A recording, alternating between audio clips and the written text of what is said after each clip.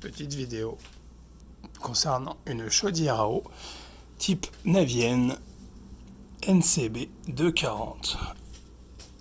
Chaudière qui chauffe l'eau sanitaire et qui chauffe l'eau pour les radiateurs.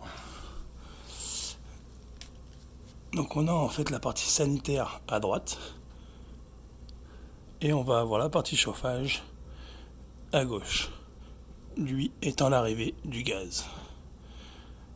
Dans le cas d'un entretien, vous devez couper votre arrivée de gaz,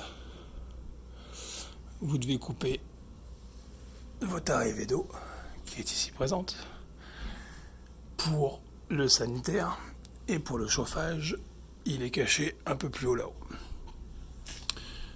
Donc de là, si vous voulez juste faire la maintenance sur la machine, en fait il vous faudra fermer du côté sanitaire les deux petites vannes qu'on voit ici, eau chaude et eau froide. Vous allez pouvoir ici plugger votre tuyau et ici plugger aussi un tuyau pour vidanger le circuit. Le circuit est en relais bien sûr, entrée-sortie. Pareil de ce côté-là. Et le fait de fermer vos vannes permet de travailler sur la machine sans vidanger tout le circuit. La petite chose à savoir, donc c'est là où en conséquence vous avez un filtre ici, vous avez votre filtre d'arrivée d'eau froide que vous pouvez nettoyer,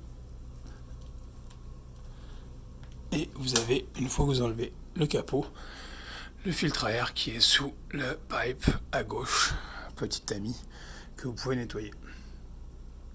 Le cas que j'ai eu en ayant purgé ma chaudière a été l'erreur E001.